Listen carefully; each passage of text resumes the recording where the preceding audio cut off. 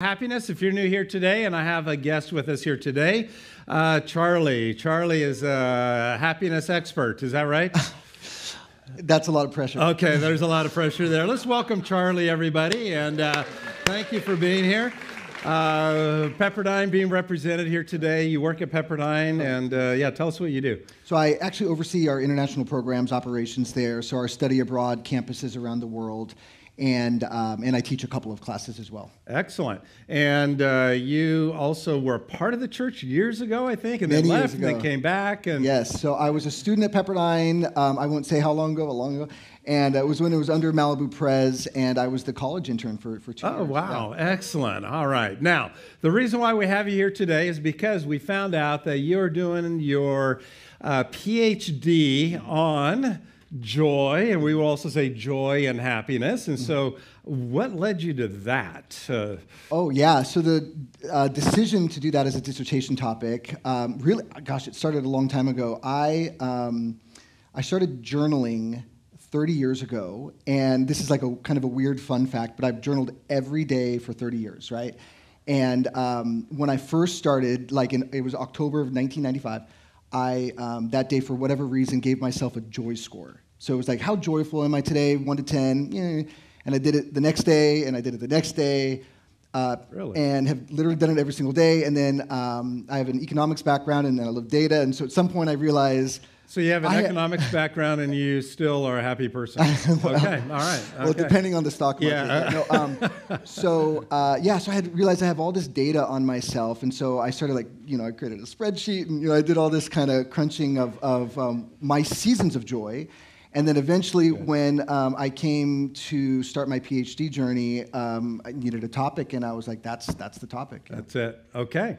Well, tell us a few things that you found. Let me just bring us up to speed with where we are today. Let me put the 4 things that we've discovered that bring joy. And there's been a happiness decline. I think maybe we've noticed that. And we could take a few minutes and talk about that. But happy people do these 4 things. And what we've discovered from Arthur Brooks, he's also at Harvard, most popular class at Harvard. You need to look him up, Dr. Arthur Brooks, doing the grad student, and one of the classes he teaches is on happiness. It's the #1 attended class in Harvard. Harvard students are trying to be happy. Anyway, try to figure it out.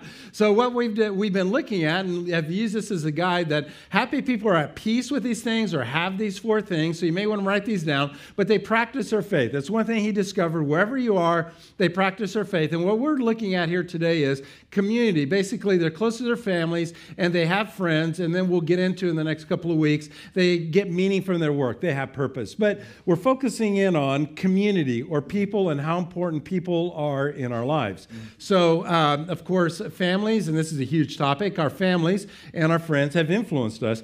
So what have you discovered in your findings as far as happiness comes from people or community? Yeah, so this is everything you've been saying the last few weeks is completely consistent with... So everything I've been saying is correct? Yeah. Okay, excellent, very good. So to reiterate, so first, I do distinguish happiness and joy a little bit, at least the way that we typically use the term happiness. Yes.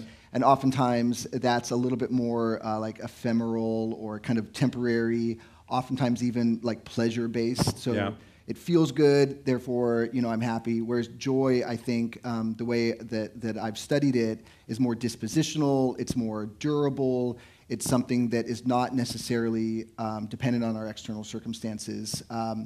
And so when you think about that definition of joy or that understanding of what it means to be like dispositionally joyful, a lot of it is really our capacity to connect beyond ourselves and beyond our immediate circumstances. And so community is a huge part of that. Say that one more time. So joy, and if we could use the term, let's not use the term happy like, oh, I'm just happy today because I have a good feeling, but it's something deeper is really what you're getting at. And say it one more time. It is dependent on something, the word it's not our circumstances, but something external.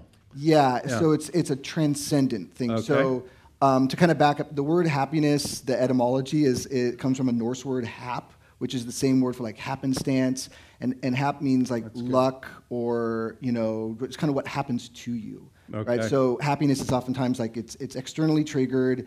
It's like a beautiful sunset, a delicious pizza, oh, I'm happy, right? But it's not something that's necessarily sustainable. Whereas joy, it transcends, so it goes beyond ourselves and our immediate circumstances. And so we're connected to something that's beyond what's just happening to us right now. And that's the basis for the positive emotions that we have. Okay. So those people then that we are connected to, how do we have joy then or happiness by being connected to people? Is that... Yeah, and you've talked about the loneliness pandemic that we're experiencing, and one of the ironies is that we've never been more connected, right? In many levels, we're connected, online, through social media. You go to my Facebook, I don't want to brag, but more than 1,000 friends, yeah.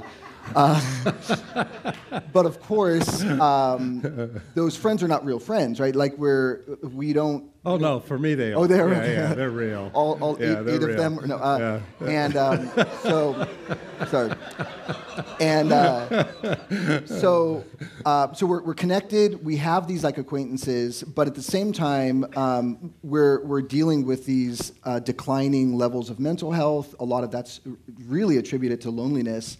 And so the question is, like, what does that mean for what community actually is? Right. And so going back to this idea of being connected beyond ourselves, beyond our immediate circumstances, really what it means to be in community is to be truly a part of, connected to at a deep level in real life, not virtually, people that we share life with. Okay. And that's basically what community is. Yeah. So how do we do that? And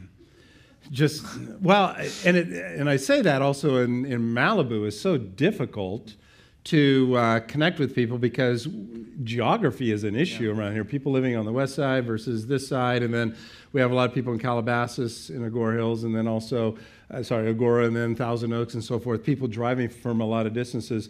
What does it mean to connect? I mean, do we have to actually be together, do dinner, Yes. So it's real human connection. It's human connection. It's, so Paul talks about in 1 Corinthians membership in a body, right? Oh, that good. I think metaphor is the right way to think about it. So it's not just seeing people or being in proximity to people. Yeah. Proximity is important, but it's that membership. Paul talks about the eye needs the ear, and the different body parts need each other in order to be a body. That's good. And similarly, I think for us to be a part of a community, we need to feel needed, and we also need to recognize that we need people. And so there's this sort of bilateral, we need each other, we invest in each other, we share each other's lives. All right, say that one more time. So we need to be needed, actually. Mm-hmm. So all the needy people out there, we're good. But we also need to need others to need us, but we also need others to invest in them. Well, there's a recognition that our community needs us. Okay. And all of the uniqueness that we offer to community, be it our talents, be it our time, whatever it is, we're needed. Yeah. And sometimes people are really happy to kind of give, but they're not necessarily happy to receive that. Yes. But it's also, we also sometimes need to recognize and be vulnerable to ask for things and know that we're needed as well. And the more that I think there's that genuine shared life through a recognition that we're a part of something that, as a whole, it's bigger than ourselves individually, then joy is kind of a byproduct of that. Okay.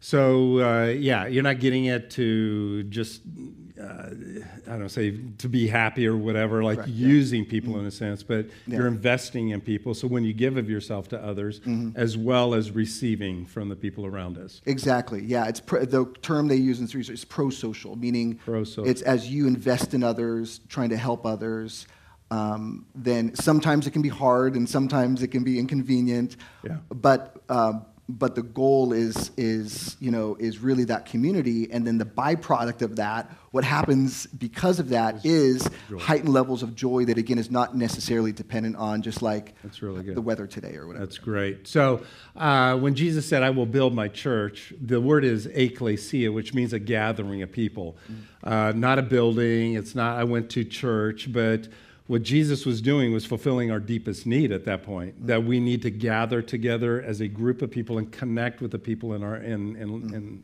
our lives. Yeah. So I just wanted to encourage everybody. I mean, just again, maybe part of our loneliness, even though we are connected through social media, we're actually not really connecting with the people around us.